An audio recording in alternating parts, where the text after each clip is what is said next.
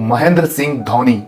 दुनिया में शायद ही कोई ऐसा क्रिकेट प्रेमी हो जो इस नाम से वाकिफ नहीं होगा, जिन्होंने एक छोटे शहर से निकलकर अपनी काबिलियत के दम पर काफी कम समय में वो सब हासिल कर दिखाया जिसको पाने के लिए बड़े से बड़े दिग्गज स्पोर्ट्स स्टार भी बेताब रहते हैं। तो चलिए आज बात करते हैं इस सितारे की जिंदगी के बारे में। महेंद्र सिंह धोनी का जन्म 7 जुलाई 1981 को झारखंड की राजधानी रांची में हुआ था, जो कि उस समय बिहार का ही एक हिस्सा था।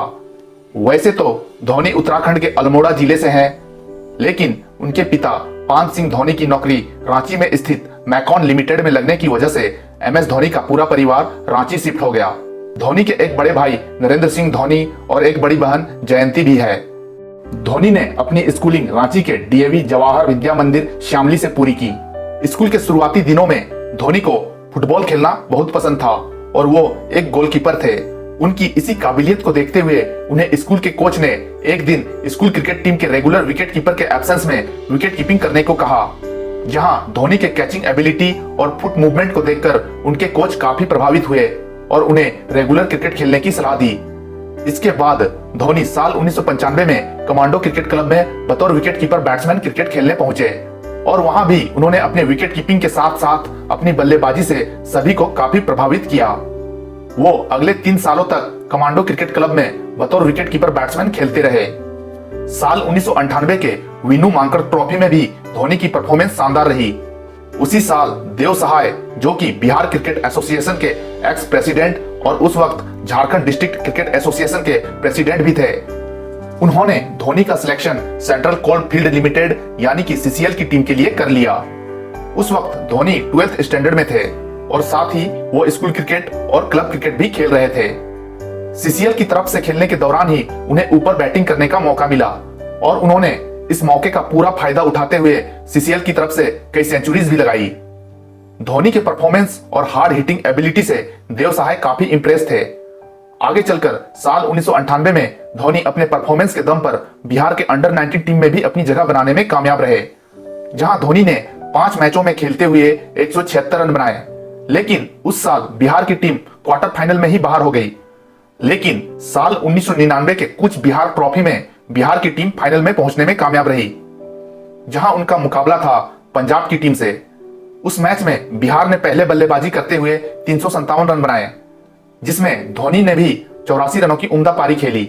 लेकिन इसके बाद बल्लेबाजी करने उतरी पंजाब की टीम की तरफ से उस समय पंजाब के कप्तान और बाद में आगे चलकर धोनी के टीममेट रहे धाकड़ बल्लेबाज युवराज सिंह ने 358 रनों की लाजवाब पारी खेलकर बिहार के जीत की उम्मीदों पर पानी फेर दिया।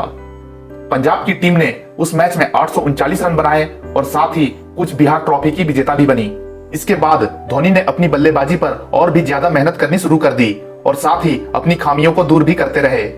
आखिरकार धोनी की मेहनत रंग लाई और उन्हें साल 1999 में बिहार की रणजी टीम में चुन लिया गया, जहां उन्होंने आसाम के खिलाफ खेलते हुए अपने डेब्यू फर्स्ट क्लास मैच में नाबाद 68 रनों की उम्दा पारी खेली। साल 2001 में उन्होंने बंगाल के खिलाफ खेलते हुए अपनी पहली फर्स्ट क्लास सेंचुरी भी लगाई। इसी साल उन्हें रेलवे की तरफ से खड़गपुर स्टेशन पर टिकट कलेक्टर की जॉब भी मिल गई। लेकिन कुछ महीनों के बाद ही धोनी ने क्रिकेट पर फोकस करने के लिए जॉब छोड़ दी। साल 2002 में धोनी ने झारखंड की तरफ से खेलते हुए 3 हाफ सेंचुरी लगाई। उसी साल देवधर ट्रॉफी में भी धोनी 2 हाफ सेंचुरी लगाने में कामयाब रहे। साल 2003 में धोनी ने ईस्ट जोन की तरफ से खेलते हुए 4 मैचों में 244 रन बनाए और अपनी टीम को टूर्नामेंट का विनर भी बनाया। इसके बाद दलीप ट्रॉफी के फाइनल मैच में धोनी को दीपदास गुप्ता के होते हुए भी टीम में शामिल किया गया। उस मैच में भी धोनी ने बेहतरीन हाफ सेंचुरी बनाई, लेकिन इसके बावजूद उनकी टीम यह मैच नहीं जीत सकी। इसी दौरान BCCI ने TRDW यानी कि टैलेंट रिसोर्स डेवलपमेंट विंग नाम से एक टीम का गठन किया, जिसका काम था छोटे शहरों से टैलेंटेड खिलाड़ियों को ढूंढना। इसी क्रम में TRDW टीम के एक मेंबर रहे प्रकाश पोद्दार की नजर महेंद्र सिंह धोनी पर पड़ी। ये उस समय की बात है जब धोनी साल 2003 में झारखंड की तरफ से एक मैच में जमशेदपुर के स्टेडियम में खेल रहे थे, जिसके बाद प्रकाश पोद्दार ने तुरंत इस बात की खबर नेशनल क्रिकेट एकेडमी को दी। साल 2003 में धोनी को जिम्बाब्वे और केनिया टूर पर जाने वाली इंडिया A की टीम में चुन लिया गया, जहां धोनी ने जिम्बाब्वे टूर पर जिम्बाब्वे 11 के खिलाफ एक 4 डेज मैच में खेलते हुए 45 रन बनाए और साथ ही विकेट कीपिंग में कमाल दिखाते हुए 7 कैच पकड़े और 4 खिलाड़ियों को स्टंप आउट भी किया। इसके बाद केनिया टूर में खेले गए ट्राई नेशंस ओडीआई सीरीज में तो उन्होंने अपनी बल्लेबाजी का लोहा मनवाया और पाकिस्तान के खिलाफ पहले मैच में 70 रनों की मैच विनिंग पारी खेलने के बाद उन्होंने पाकिस्तान के खिलाफ ही अगले 2 मैचों में बैक टू बैक सेंचुरी भी लगाई। उन्होंने इस पूरे टूर्नामेंट में 6 मैचों में 72 की औसत के साथ 362 रन बनाकर इंडियन टीम की सिलेक्टर्स का ध्यान अपनी तरफ खींचा। इसी बीच टीम इंडिया के कप्तान सौरव गांगुली की नजर भी धोनी पर पड़ी और उन्होंने सिलेक्टर्स से बात करके उन्हें साल 2004 में बांग्लादेश टूर में जाने वाली इंडियन टीम में शामिल कर लिया। इस तरह 23 दिसंबर 2004 को बांग्लादेश के खिलाफ पहले ओडीआई मैच में खेलते हुए धोनी ने इंटरनेशनल क्रिकेट में अपना डेब्यू किया, लेकिन धोनी उस मैच में बिना कोई रन बनाए ही दुर्भाग्यवश रन आउट हो गए। आगे के मैचों में भी वो कुछ खास नहीं कर पाए और केवल 12 और 7 रन ही बना सके। बांग्लादेश के खिलाफ धोनी के खराब परफॉर्मेंस के बावजूद कप्तान सौरव गांगुली ने धोनी पर भरोसा दिखाया और साल 2005 में पाकिस्तान के खिलाफ होने वाली ओडीआई सीरीज में एक बार फिर धोनी को प्लेइंग 11 में जगह दी गई, जहां उन्हें पहले मैच के आखिरी ओवरों में 7वें नंबर पर बल्लेबाजी करने के लिए भेजा गया और वो केवल 3 रन ही बना पाए। पिछले 4 मैचों में खराब प्रदर्शन करने के बाद धोनी को भी अब लगने लगा था कि कप्तान उन्हें अब शायद दूसरा मौका नहीं देंगे, लेकिन गांगुली को धोनी की काबिलियत पर कोई शक नहीं था। इसी वजह से उन्होंने धोनी को दूसरे ओडीआई मैच में भी मौका दिया और साथ ही तीसरे नंबर पर बल्लेबाजी करने के लिए भेजा। धोनी ने भी अपने कप्तान के भरोसे पर खरा उतरते हुए 123 गेंदों पर 148 रनों की शानदार पारी खेली और टीम इंडिया के जीत के हीरो भी रहे। उनकी इस धमाकेदार पारी ने उन्हें अचानक ही सुर्खियों में ला दिया था। इसी साल अक्टूबर में उन्होंने श्रीलंका के खिलाफ तीसरे ओडीआई मैच में नाबाद 183 रनों की रिकॉर्ड पारी खेली और साथ ही ओडीआई क्रिकेट में किसी भी विकेट कीपर बल्लेबाज द्वारा बनाया गया हाईएस्ट इंडिविजुअल स्कोर का रिकॉर्ड भी अपने नाम किया।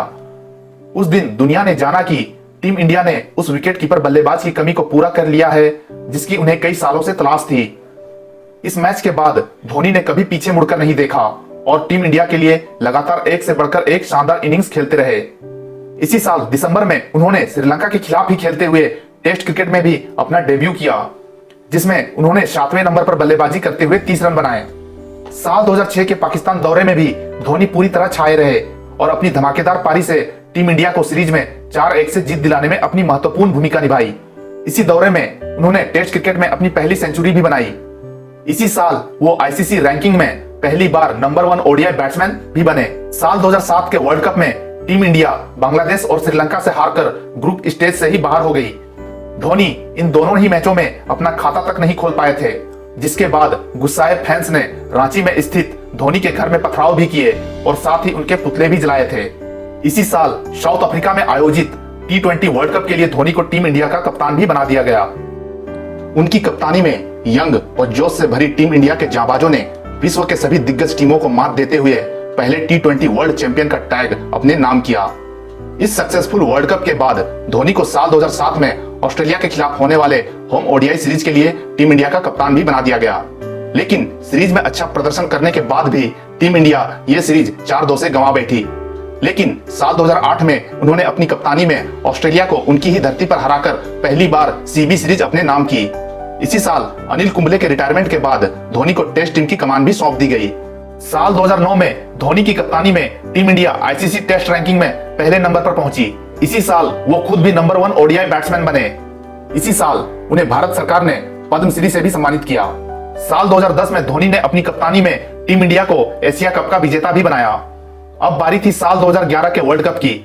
इस वर्ल्ड कप में भी टीम इंडिया के ऊपर काफी प्रेशर था, क्योंकि एक तो वो ज्यादातर मैचेस होम क्राउड के बीच खेलने वाले थे।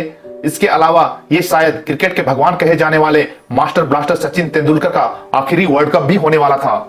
इस वजह से टीम इंडिया के खिलाड़ी इस वर्ल्ड कप को जीतकर देशवासियों के साथ साथ अपने आइडल सचिन तेंदुलकर को भी एक शानदार विदाई देना चाहते थे। टीम इंडिया ने बांग्लादेश के खिलाफ पहले मैच में धमाकेदार जीत के साथ इस वर्ल्ड कप में शानदार शुरुआत की।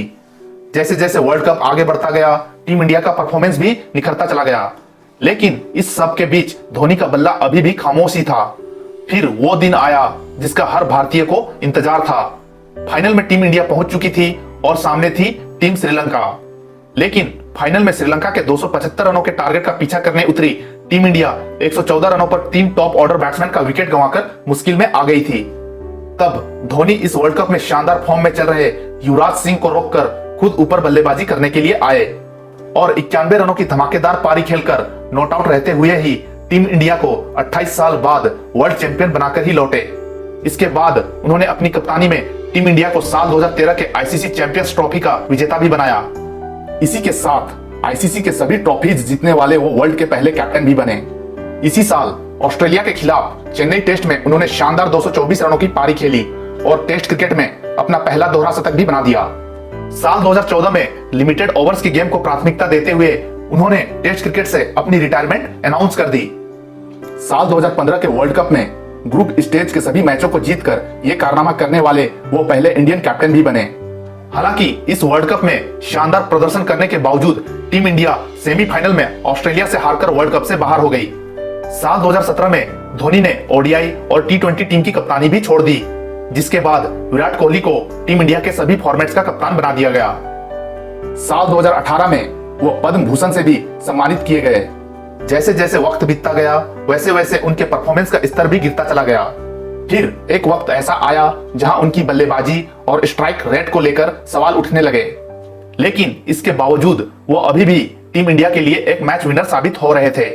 साल 2019 के वर्ल्ड कप तक आते आते धोनी अपने करियर के आखिरी पड़ाव पर पहुंच चुके थे और ये अटकलें भी लगाई जा रही थी कि शायद ये वर्ल्ड कप उनके करियर का आखिरी वर्ल्ड कप भी हो सकता है। धोनी भी शायद इस वर्ल्ड कप को जीतकर अपने करियर को एक गोल्डन एंड देना चाह रहे थे। इस वर्ल्ड कप में भी धोनी ने कई बार मुसीबत में फंसी टीम इंडिया को अपनी सूझबूझ भरी पारी की मदद से बाहर निकाला, लेकिन सेमीफाइनल में न्यूजीलैंड के खिलाफ क्रूशियल टाइम पर वो रन आउट हो गए, जिसके बाद टीम इंडिया दोबारा मैच में वापसी नहीं कर पाई और टीम इंडिया यह मैच 18 रनों से गंवाकर वर्ल्ड कप से बाहर हो गई। अपनी शानदार विकेट कीपिंग, जबरदस्त बल्लेबाजी और चतुराई भरी कप्तानी से टीम इंडिया को कई अविश्वसनीय यादें देने वाले इस महान क्रिकेटर ने आखिरकार 15 अगस्त 2020 को इंटरनेशनल क्रिकेट के सभी फॉर्मेट से रिटायरमेंट की घोषणा कर दी। इसी के साथ भारतीय टीम का एक सुनहरा दौर खत्म हो गया। उनकी इस तरह अचानक संन्यास की घोषणा ने पूरे वर्ल्ड के क्रिकेट प्रेमियों को दुखी कर दिया था। उन्होंने अपने अंतर्राष्ट्रीय करियर के दौरान 90 टेस्ट मैचों में 38.9 की औसत के साथ 6 शतकों और 33 अर्धशतकों की मदद से 4,876 रन बनाए हैं, जिसमें उनका हाईएस्ट स्कोर 224 रन है। वहीं 350 एक दिवसीय अंतर्राष्ट्रीय मैचों में 50.57 की औसत के साथ 10 शतक और 73 अर्धशतकों की मदद से 10,773 रन बनाए हैं, जिसमें उनका हाईएस्ट स्कोर नाबाद 183 रन है। इसके अलावा उन्होंने 98 टी20 मैच भी खेले हैं, जिसमें उन्होंने 37.60 की औसत के साथ 2 अर्धशतकों की मदद से 1,617 रन बनाए हैं, जिसमें उनका हाईएस्ट स्कोर 56 रन है। वहीं उनकी विकेट कीपिंग की बात करें तो उन्होंने टेस्ट मैचों में 256 कैच पकड़े हैं और 38 स्टंप आउट किए हैं। वहीं एक दिवसीय मैचों में 321 कैच पकड़े और 123 स्टंप आउट किए हैं। उनकी कप्तानी की बात की जाए तो उन्होंने 60 टेस्ट मैचों में टीम इंडिया की कप्तानी की है, जिसमें इंडिया ने 27 मैच जीते हैं, 15 ड्रॉ खेले हैं और 18 में उन्हें हार मिली है। वहीं धोनी ने 200 वनडे मैचों में टीम इंडिया की कप्तानी की है, जिसमें इंडिया ने 110 मैच जीते हैं, 74 हारे हैं, 5 टाई रहे और 11 मुकाबले नो रिजल्ट रहे हैं। इसके अलावा धोनी ने 72 टी20 मैचों में भी टीम इंडिया की कमान संभाली है, जिसमें इंडिया ने 41 मैच जीते हैं, 28 हारे हैं, 1 टाई रहा और 2 मुकाबले नो रिजल्ट रहे हैं। उनके ये आंकड़े ये साबित करने के लिए काफी है कि वो कितने महान कप्तान और शानदार विकेट कीपर बल्लेबाज थे और उनके हेलीकॉप्टर शॉट का तो कोई मुकाबला ही नहीं था। इतना ही नहीं, उन्होंने आईपीएल में चेन्नई सुपर किंग की तरफ से खेलते हुए भी अपनी कप्तानी और खेल से सभी को काफी प्रभावित किया। अपनी कप्तानी में ही वो सीएसके को 3 बार आईपीएल का विनर भी बना चुके हैं। उनकी पर्सनल लाइफ की बात करें तो उन्होंने साल 2010 में साक्षी सिंह रावत से विवाह किया है। धोनी शादी से पहले साक्षी से जब पहली बार मिले थे तब वो उस समय होटल मैनेजमेंट की पढ़ाई कर रही थी और साथ ही कोलकाता के होटल ताज बंगाल में बतौर ट्रेनी जॉब में भी थी। साल 2015 में धोनी एक प्यारी सी बच्ची के पिता भी बने, जिनका नाम उन्होंने जीवा रखा है। जब जीवा का जन्म हुआ था तो धोनी उस वक्त ऑस्ट्रेलिया में खेली जा रही वर्ल्ड कप में बतौर कप्तान अपनी ड्यूटी निभा रहे थे। वो चाहे तो अपनी पत्नी और बच्ची से मिलने इंडिया वापस आ सकते थे, क्योंकि उनके पास अगले मैच के लिए लगभग 1 हफ्ते का गैप था, लेकिन उन्होंने अपनी पर्सनल लाइफ से ज्यादा अपनी नेशनल ड्यूटी को प्राथमिकता दी और अपनी टीम के साथ ही रहे। साल 2016 में उनकी लाइफ पर बेस्ड एक movie MS Dhoni the untold story भी रिलीज हुई, जिसे लोगों ने खूब पसंद किया और ये मूवी बॉक्स ऑफिस पर सुपरहिट रही। क्योंकि अब वो इंटरनेशनल क्रिकेट को अलविदा कह चुके हैं, इसलिए हम उन्हें अब कभी भी टीम इंडिया की जर्सी पहनकर खेलते हुए नहीं देख सकेंगे। लेकिन इसके बावजूद टीम इंडिया और क्रिकेट फैंस उनके योगदान को कभी भुला नहीं पाएंगे। और जब भी क्रिकेट में एक सफल कप्तान, शानदार फिनिशर और लाजवाब विकेटकीपर बल्लेबाज की बात की जाएगी तो उसमें MS धोनी का नाम जरूर लिया जाएगा। तो दोस्तों, ये तो थी टीम इंडिया के सबसे सफल कप्तान और महान विकेटकीपर बल्लेबाज महेंद्र सिंह धोनी की शानदार सफर की एक छोटी सी दास्तान। ऐसे ही और भी इंटरेस्टिंग टॉपिक के साथ आपसे मिलता हूं अपने अगले वीडियो में। तब तक के लिए बाय।